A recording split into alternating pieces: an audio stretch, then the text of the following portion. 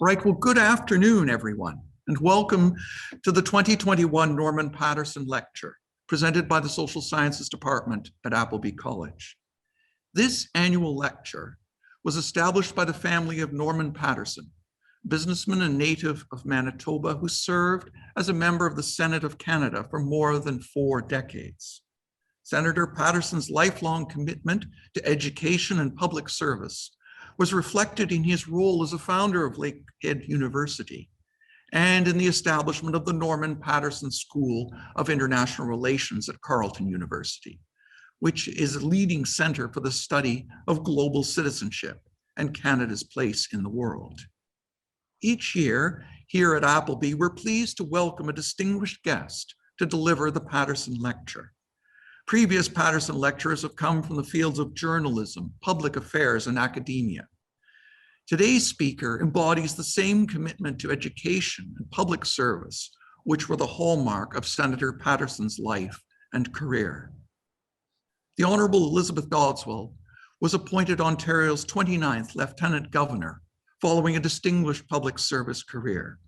Since taking office in late 2014, Ms. Dowdeswell has challenged Ontarians to think deeply about their role not just as residents of a province, but as global citizens. Building resilience and sustainability through inclusive economic prosperity, environmental stewardship, and social cohesion, as well as safeguarding democracy, have been the focus of her mandate. Please join me in welcoming the Honourable Elizabeth Dowdeswell, Lieutenant Governor of Ontario, to deliver the 2021 Norman Paterson Lecture. Your Honour. Well, hello everyone. Bonjour, bonjour. I hope you're keeping safe and well in these strange and uncertain times. I'm very honored to join you today and to deliver this year's Paterson Lecture. You know, somehow it feels only right in this time of anxiety and concern to have an opportunity to both speak to and hear from young people.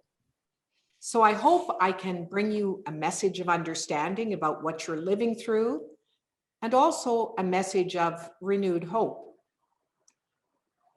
I'm sure that you often receive mixed messages about what you can actually do.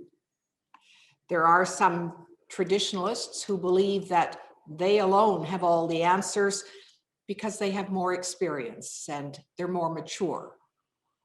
And yet, on the other hand, there are those who say that you are the future upon whom the fate of the planet depends. And that's, of course, an unfair burden to place upon your shoulders. My answer is that you need a seat at the table. I have absolute confidence that you have the skills and abilities, as well as the energy, to make a significant contribution. And adults need to make an investment in you. That's exactly why I'm here this afternoon. I'm also confident that this lecture's namesake, Senator Norman Paterson, a man who dedicated so much of his life to education, would feel very much the same way. Although I never met him, I think we would have at least one thing in common. We're both Westerners. He was born in Portage-la-Prairie, Manitoba, and while I was born in Northern Ireland, my family emigrated to the prairies, Saskatchewan to be precise. I'm delighted to say that we both found our way to careers here in Ontario. My own journey has led me from Belfast to Swift Current, to Kenya and Kazakhstan, to the far north, and finally to Queen's Park, from where I'm speaking to you today. And here I pause to pay tribute to the Indigenous people who have, from time immemorial, stewarded and shaped the lands where my office is located. To the Mississauga of the Credit First Nation, I offer my deep gratitude and respect for the many lessons we continue to learn from their powerful example. Their stories, along with so many others I've had the privilege to learn in my term as Lieutenant Governor, are vital to how I see Ontario in the world. and its future. My travels throughout the globe have only reinforced for me just how unique Canada is. In many respects, we take it for granted, but how fortunate we are to live here with values of fairness, openness, inclusivity, and generosity.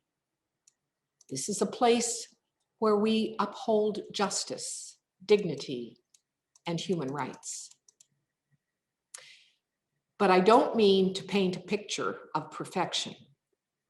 This past year has been incredibly trying, and the ideals and institutions that underwrite our democracy have not gone unscathed. Indeed, it's now clearer than ever that without the thoughtful participation of all parts of society, the bonds between us may suffer irreparable damage. And here I'm thinking not simply about the government we elect, but also about civil society, the media, and our judiciary. To this day, there's no question that they've been strained. So how astute it is then that you've chosen Canada as a civic-minded nation as the theme for this year's lecture. Because to repair the ties that held us together before this pandemic is one thing, but it's quite another to learn the lessons of this past year, to contemplate how we might develop a surer sense of trust, common cause, and goodwill. And with our short time together today, that's precisely what I hope to encourage you to do. Civic mindedness involves really digging into the ideas that underlie the concept of democracy. It means reflecting upon how it is that we actually make decisions together, how we govern ourselves as a society, and how we learn to live together on this planet in peace and harmony. This huge project, this endeavor, requires bold and ambitious thinking, and it depends on listening to all voices, not just those that we wish to hear. Let me begin by posing a few questions about the state of democracy today. In April of 2019, my office launched an art exhibition entitled Speaking of Democracy. It's a collection of powerful, thought-provoking, and inspiring quotes on democracy, displayed as word art in the Lieutenant Governor's suite at Queen's Park and online. It's kind of fun, and I hope that you'll have a chance to see it one way or the other. The exhibition was a response to the observation that both here and at home and abroad, many were starting to express concerns about the fragility of democracy and equally of its various and foundational institutions.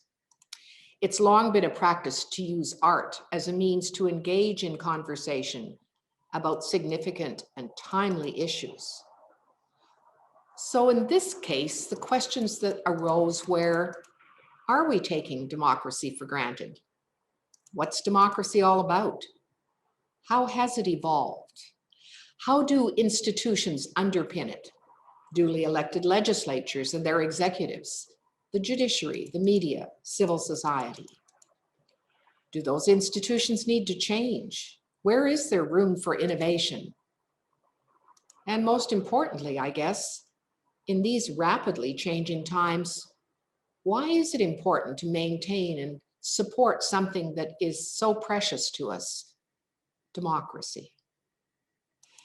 These are challenging questions, and I look forward to hearing your thoughts about them during the question and answer period.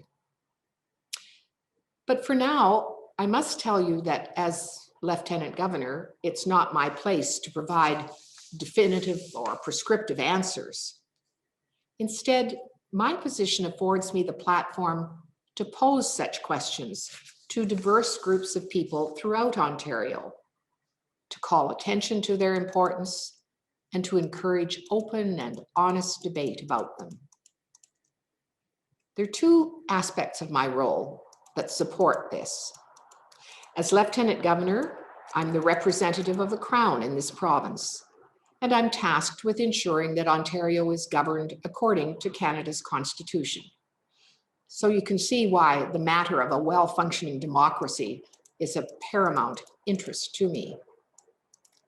This aspect of my work involves ordering provincial elections, ensuring that the province always has a premier who commands the confidence of the Legislative Assembly, summoning, proroguing, and dissolving the legislature on the advice of the premier, and granting royal assent to bills as the final step of the legislative process. And you can well imagine for the last year that I've been very busy signing executive orders. So in this respect, vice-regal appointees safeguard our constitutional democracy. I've learned from experience that the most incisive questions about a system, however, are often posed from within. So from my standpoint, as part of the larger political system, I reflect often and deeply about our democracy in a way that hopefully rings true, that takes advantage of all of the insights from the many voices that I'm so privileged to hear. And that brings me to the second key aspect of my work, to represent the citizens of Ontario and to help build a sense of pride and public spirit, key elements of civic life. So whether it's through participation in community events, honoring award winners, or convening people to learn about issues in a nonpartisan way, my purpose is to foster connections, to create empathy through dialogue, and perhaps even motivate action, and always in an apolitical way. We often call our office here a place for safe conversations. But before the pandemic, I traveled to every riding in our province and conversed with Ontarians, learning their stories of challenge and success. And since the world has shut down and in some ways changed forever, I have, from here in this office, spoken with people, with leaders in virtually all sectors, from local government to not-for-profit organizations, from hospitals to women's shelters, from educational institutions to businesses and industries, and to groups of young people. From these conversations, it's clear to me that there are some deep-seated problems we face that relate directly to the strength of our democracy. Issues such as climate change, biodiversity loss, systemic racism, social inequality, and the emerging prevalence of misinformation.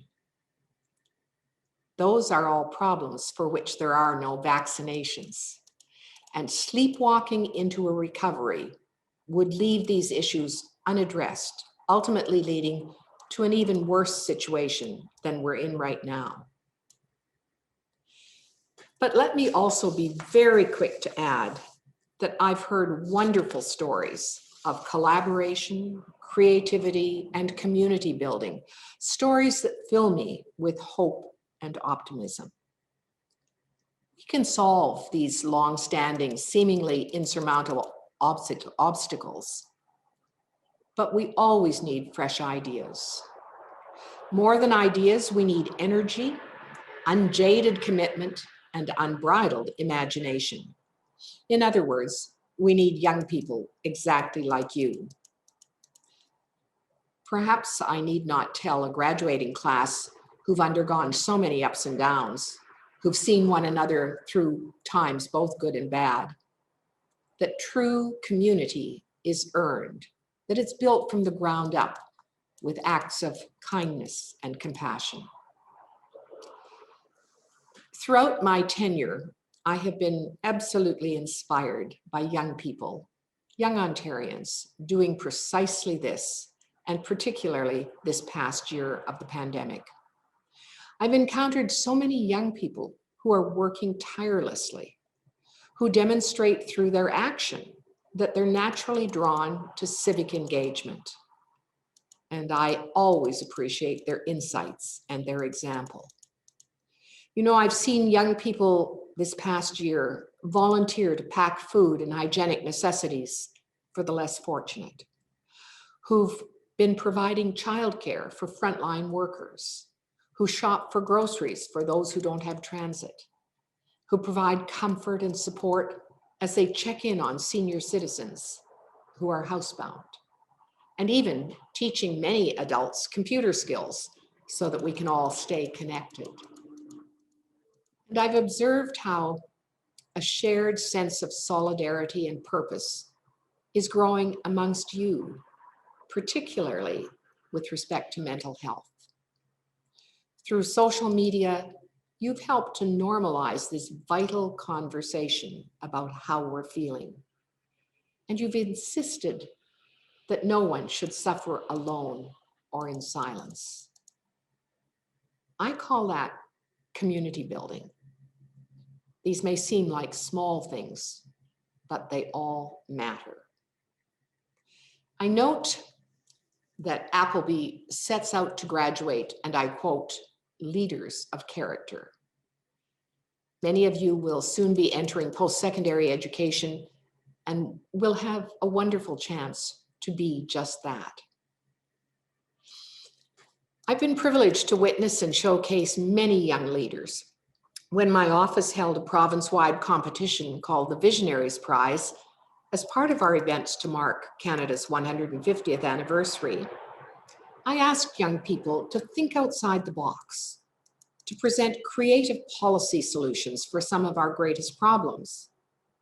Many of those finalists were university students who'd been working on these issues during their studies. Among them were Adil Abdullah, a law and economics student from the University of Toronto, whose parents were refugees from East Africa. He proposed that empathy should actually be the basis of an improved model for educating high school students. Then there was Sadat Shahid, an urban planning student from Ryerson, who talked to us and educated us about how Toronto might benefit from thermoelectric roads, which convert heat into energy. Yasmin Abu Rabia, an architectural student from Laurentian, spoke about promoting urban biodiversity, bees on rooftops, and many other things by altering the design of our cities. And Jessica Rumbold, a Mi'kmaq citizen and graduate student in gender, feminist, and women's studies at York, had an idea for creating culturally appropriate services and programs that would address the deeply rooted societal issues that result in a disproportionate number of Indigenous people in prison. Together, these students from varied backgrounds and fields were wrestling with the issues that Ontario faces, speaking out and having their voices heard. Jessica Rumbold's presentation won the Visionaries Prize in the reconciliation category, and of course reminded all of us that reconciliation is absolutely vital to rebuilding Ontario and Canada. Dishearteningly, it's required a pandemic to draw widespread attention to the stark issues that are still faced by Indigenous communities. For instance, we're constantly reminded of the importance of keeping good hygiene to help prevent the spread of COVID. But washing one's hands presupposes we actually have access to clean water, access that many remote Indigenous communities simply do not have. This pandemic has taught us so many lessons.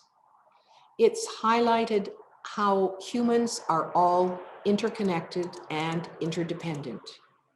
We've seen this in everything from the spread of the virus itself, to the sharing of information, to the worldwide collaboration in the development and distribution of vaccines.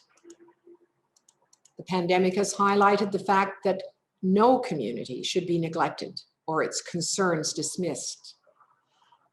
And that's not only because that's the humane truth, but also because it's in our very self-interest.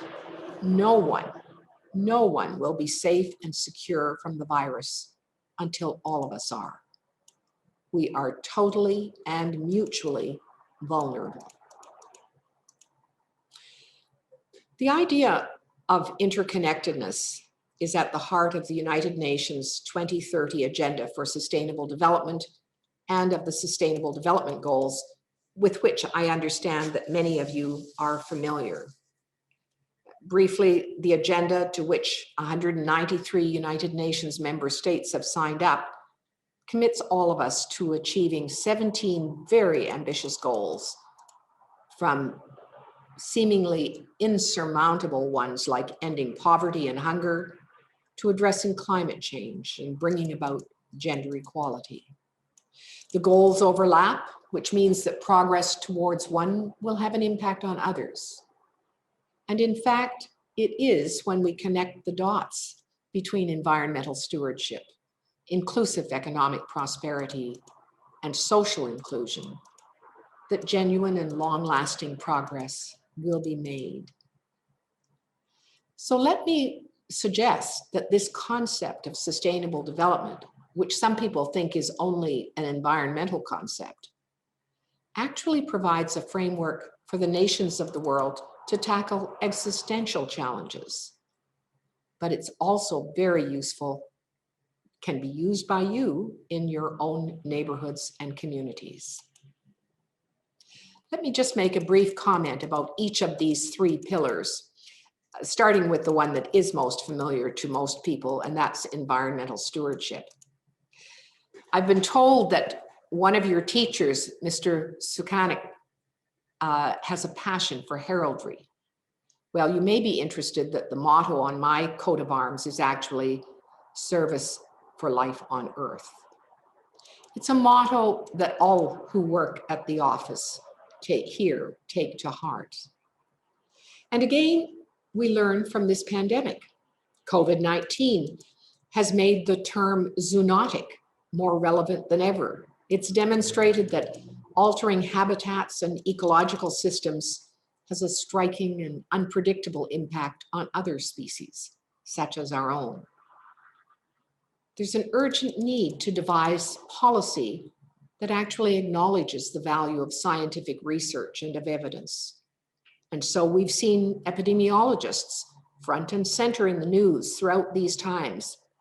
Who would have thought that we would know the names and faces of the medical officers of health across this country? So imagine if the input of scientists continued to be considered by policymakers and the general public at all times. Imagine if every policy decision was guided by its impact on the environment. Imagine a contract between science and society, one that manages the risks as well as the benefits of new technologies to people's well-being and livelihoods, and also the risk of those policies to the ecosystems that they'll affect. Here, young people can indeed lead the way. I'm thinking, for instance, of a health sciences student at McMaster whom I spoke with this past summer. He was involved in compiling resources to combat disinformation about COVID. As he told me, information is powerful. He's currently researching how to educate children with hemophilia about their diseases in remote viewing situations without a nurse on hand. I'm thinking as well of a young environmental scientist. She recognized that our food system was vulnerable and that the use of food banks throughout this province had increased dramatically during this crisis. So she spearheaded an initiative to create and design both sustainable and educational community gardens in the Durham region. Her aim is to boost biodiversity while helping people find the means and resources to grow healthy food. And of course, I continue to be inspired by the many young people who consistently try to educate their elders about the existential challenge of climate change. They take action locally and internationally. And in fact, I've taken many of their stories of Ontario to the United Nations stage because they demonstrate by their own actions that we need to treat this challenge with much greater urgency. Such an holistic approach is something that we must keep in mind in our haste to rebuild in the wake of COVID. And that brings me to the second pillar of sustainable development, inclusive economic prosperity. The wealth of the few built on the poverty of the many is clearly unsustainable. This pandemic has deepened the fault lines in our society between the haves and the have-nots. Take, for instance, the injunction to work, study, and stay at home. For those we define as essential workers or those who have no homes, this is impossible. And even for those who do not, everyone is on the same foot. Not everyone is on the same footing. This summer, I had an opportunity to speak with some high school students from Rexdale, a neighborhood in Toronto that at the time had the third highest rate of COVID cases in Ontario. These bright, determined young people told me of the challenges they were facing, trying to learn from home, where they had unreliable internet connections, where they were living in crowded quarters with very little space to work and focus, and often were trying to balance school with a part-time job because their families had been hard hit financially. These students from right here in the GTA have faced not only COVID, but also the systemic barriers that existed well beforehand and that are now making it even harder for them to keep up. I only hope that they're among the first families that get to have the vaccine, because rebuilding with these barriers still in place will be grossly unjust and unfair. The question emerges, how can we find ways to ensure that work provides dignity and is economically sustainable for all, and to do so while minimizing carbon emissions and waste? So perhaps a new business model is needed. We've seen that economic and social issues do not exist in splendid isolation. I think we're actually coming to realize that a productive economy in the days ahead will have to consider the impact of questions of childcare and early childhood education, those issues that were long considered to be simply women's issues. As a participant in many, many Zoom calls this past year, I've seen that wise decision makers are already turning to young people to help them imagine the future and nature of work. I've seen and talked to one young man who is a junior counselor for Toronto City Council for his ward. And I've seen the way in which he has engaged young people in that ward on things like public transit affordability, affordable housing, public housing safety, youth reemployment issues, and a whole range of issues. So perhaps one of you is about to graduate and make your mark on the world, perhaps recreating an economic model that takes that into account. I believe in the inherent open-mindedness and compassion of young people. And that's why I have absolutely no doubt that you, the future leaders of this province and country, will be able to do so while helping to strengthen the third and last pillar of sustainable development, and that's social inclusion. Because perhaps one of the most important insights of this pandemic has been the exposition of inequities in our society. We've all seen violent incidents leading to nonviolent protests as people have taken to the streets in Ontario and elsewhere to assert that which should be blindingly obvious. Black lives matter. Asian lives matter. trans lives matter, and women and girls matter. Building back better and bolder must mean building back for everyone, interrogating and undoing the dynamics of power that prevent those of us who are marginalized from participating fully in our democracy. That's why in our office, we shine a light on those who are trying to make a difference. And just one recent example, during Black History Month in February, I had the privilege of presenting the Lincoln Alexander Awards, named for Ontario's first, and thus far, only Black Lieutenant Governor. The awards are presented to high school students and young community leaders for their work in combating racism and discrimination. Deborah Teweldy from Kitchener mobilized students from her high school and others to encourage teachers and administrators to participate in an Afro-centered art project to advance racial justice. That project brought together over 400 youth across 7 schools in the Waterloo region. But she didn't stop there.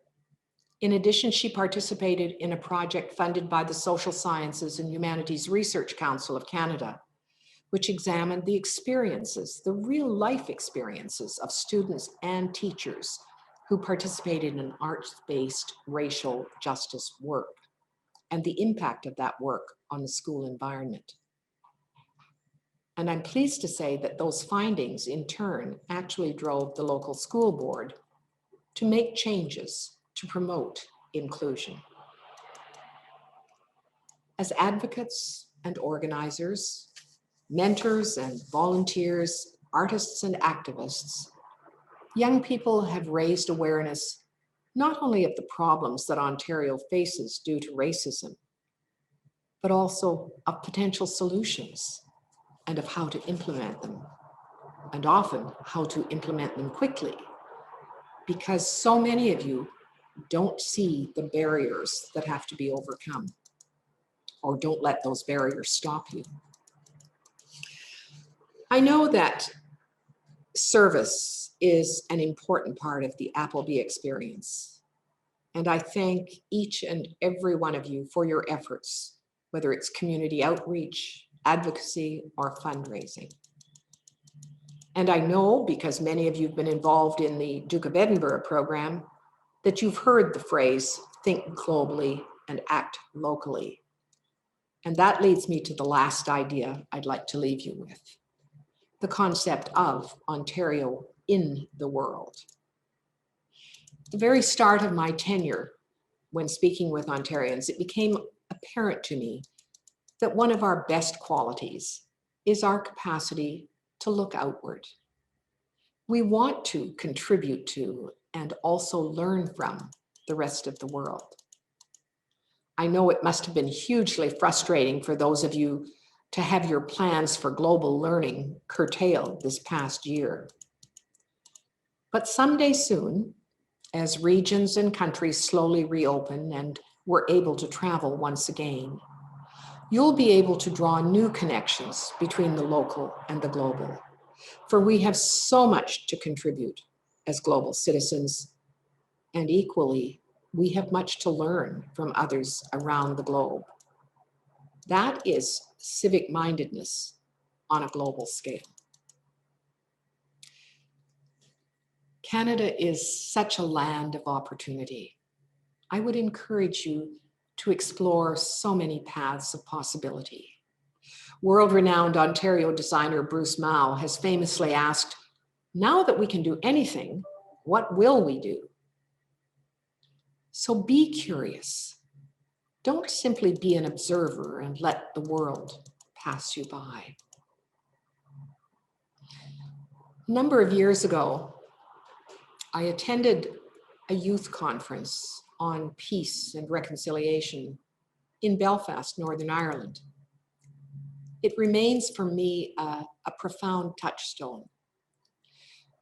I was reduced to tears listening to compelling stories of courage from young people in war-torn areas of the world. followed by genuine acts of reconciliation. And what was so impressive was not the sadness of such horrific tales, but the maturity and commitment, and at times even joy, as each of those young persons sought in her own way to make a difference in this world. This was a moment indelibly imprinted on my mind, perhaps because this was the city of my birth, but also more likely it was because of the street signs that had been erected by a well-known rock star, Bono. He had taken down the street names in the inner part of the city, and he replaced them with signs that read, "Way ahead, not closed." One of the signs magically disappeared and found its way to my home office, remaining these many years later a sign of hope. Way ahead, not closed. Perhaps that will motivate you, for nothing is impossible.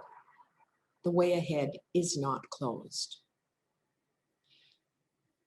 Thank you very much for the invitation to be with you today. It is a great honor. And I hope that one day soon we can meet together in person. This is an open invitation for all of you to stop by Queen's Park whenever it's safe to do so. And for now, I look forward to your questions and your insights. Thank you, merci, miigwech, and do keep safe and well.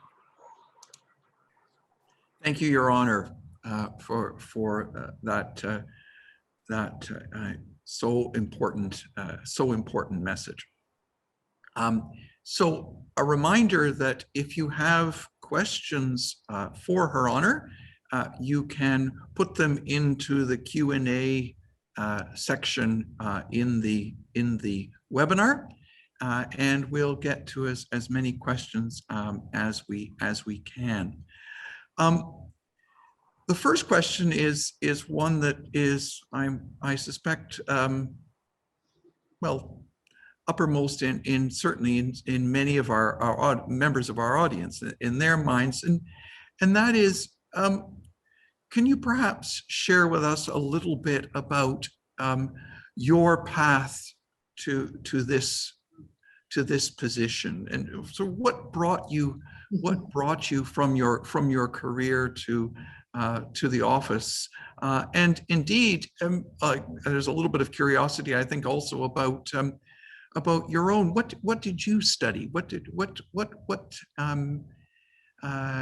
animated you?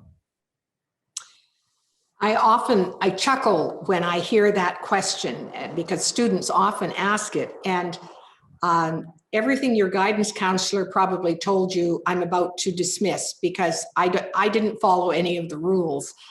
My career has been very eclectic, and indeed my academic experience was as well. I have a science degree in home economics, and at that time, almost a class in every science that there is. But I took my electives in fine arts and music, and then I did a master's degree in behavioral sciences. So I have this unusual mix of both the social and the natural sciences. That led me for a short while to teach, then to write curricula to teach teachers, and then to enter the public service. And from there, I've had the good fortune to change careers about every 4 or 5 years of my life. And if you looked at it, it doesn't make any sense at all, because it's hard to see the relationship. But I think much of my work, whether it's with the provincial government, with the federal government, or working internationally with the United Nations, has all been about making connections. It's been about making the connection between science and technology and public service.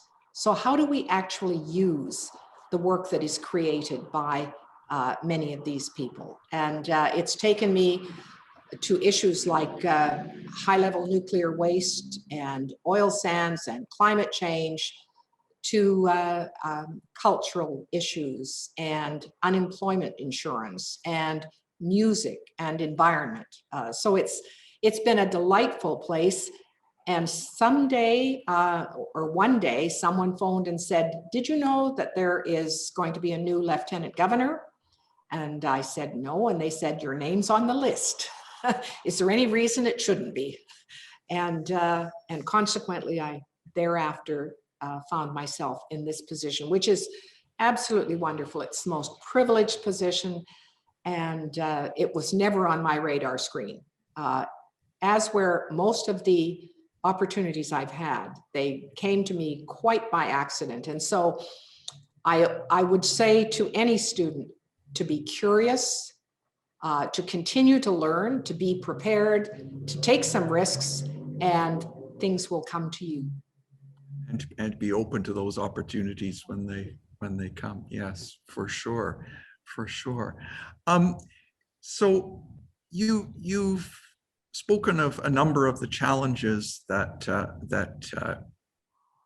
Ontario, that Canada, that our societies face. We have another question that's come in asking whether you do you as Lieutenant Governor have the opportunity to collaborate or be in contact with your peers across the country, and if so, do you have a sense? I mean, are these concerns shared? We do have the opportunity to get together at least once a year for a major meeting, and that's all of the commissioners and lieutenant governors and the governor general, all part of the vice-regal family. But the circumstances from location to location are quite different. There are some things we do in common, all of the constitutional things that I talked about. But every lieutenant governor, first of all, has a different legacy and a different place from which they work, and a different constituency, if you like. And so one of the things that we do is learn what's important from those we serve. And so the things that we focus on, my focus on sustainability and democracy, for example, are ones that may not be followed through by many other people. So there are some things that are in common, and it's wonderful when there are things we can actually do together as well. Your Honor, you emphasized, I think, very right, very correctly, right? The idea of the importance of developing shared understandings, and it sometimes seems that, in fact, the fault lines in our societies are, if anything, becoming deeper. And I wonder whether, do you have any thoughts as to steps that we can take specifically to kind of build those shared understandings? Because I know for young people and for adults as well, you know, one of the things that worries us is that we seem to be becoming more fractured. You're absolutely right, and it is worrying. I think that, and we'd like to think as Canadians that we're protected from that. That in many ways, belongingness and inclusivity are part of our DNA, and that is perhaps true and has been true over the years. But we need to be very vigilant in this day and age. We're not immune from what we see going on around the world. I'd make two comments. One is that there needs to be a place where people can have respectful conversations. There needs to be a place at the table. That's the very essence of why the United Nations was created. so that there was a place for every country to learn, to have a voice. They may not agree, not at all, but it is a place where you can come together. And I would say the same thing happens in schools, it happens in communities, having a place where people can come together. It's why I made the point about so many of the calls that I've been on where people are really thinking about what do we do after the pandemic, and making sure they had young people sitting at those tables, because it is a different perspective. We need to hear the voices and visions of everyone. And so that's the first thing I would say. But one of the things, and you may find this surprising, one of the things that I learned in this job very early on, one day, lieutenant governors tend to be quite scripted. People worry about what you're going to say because you have to be so apolitical and you can't be prescriptive about what you're talking about. But one day I was listening to some people in one of the communities I was visiting, and I said, you know, we don't tell our stories to one another. We don't talk to each other. And there is so much to learn. So I am going to be so bold as to declare myself the province's chief storyteller. And I have been sharing the stories of every community I go to. And you'll notice today, I tried to share some of the stories of the young people with whom I have engaged just recently. Reason that storytelling is so important is because it's the first step to understanding. It's the first step to learning about walking in each other's shoes. And it's the first step toward creating empathy. And that has to be the beginning of being able to understand, to listen, to genuinely listen, and to respect each other's views. Thank you. Yes. There's no doubt that for young people today, and particularly for much of our audience who are on the cusp of embarking on post-secondary education and looking to their careers and so on, there is hope, and there's also anxiety. I wonder, you've talked about some of your hopes and some of your concerns. Can you think of what, is there one thing that, what is one thing that will surprise us about the future? That's a good question. I mean, we've encountered a lot that we never expected, but what's one amazing thing that you think might shape our future? I'll make a distinction between it might happen and I hope it happens. For sure. Two differences. Science and technology never cease to amaze me. I mean, who would have even thought about the way in which just 2 decades ago, most of us were oblivious to communication electronically, whether it be cell phones or internet, how it has become so ubiquitous. I think most of us have been surprised with how quickly people around the globe have come together to develop a vaccine by working together. So I think science and technology will always surprise us. And I don't claim to know a lot about AI, for example, and yet I know that it's going to impact. It already is impacting so much of what we do. So those surprises will always be there.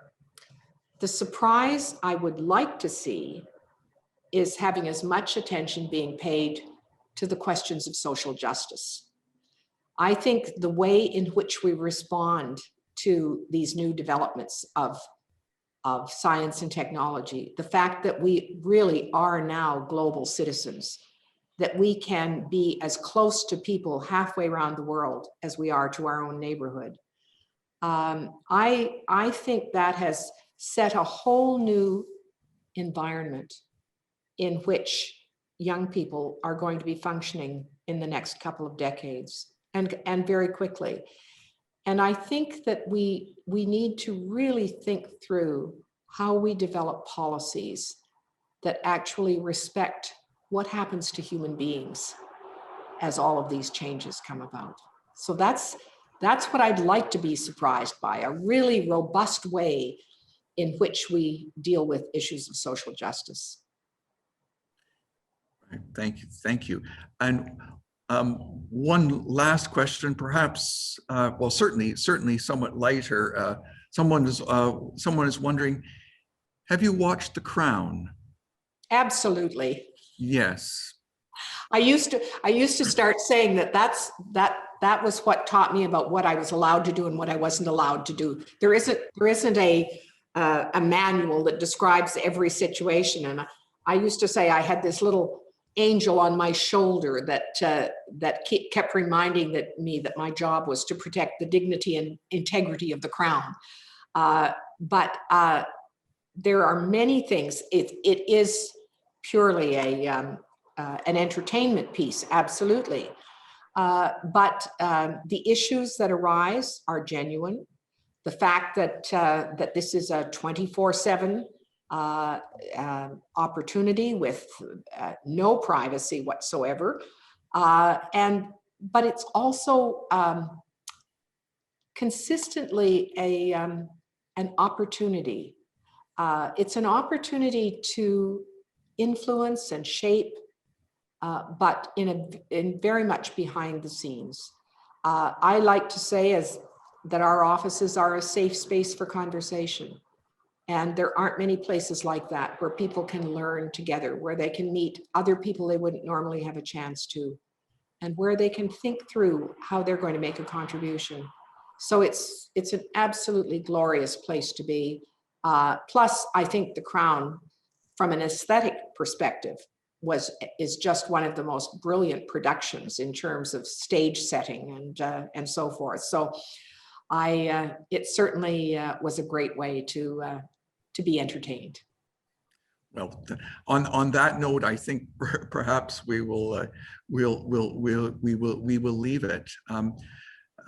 Your Honor, it has been a great privilege to have you join us this afternoon and to share your wisdom and insights and experience and above all your perspective for our students here. So thank you on behalf of everyone here at Appleby. Thank you so much for joining us for this lecture this afternoon.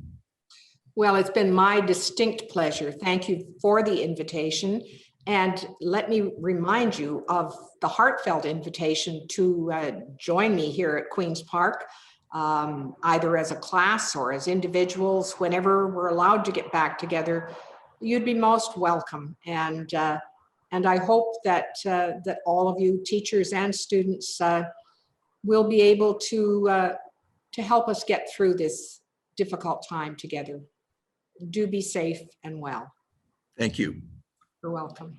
Goodbye. Bye for now.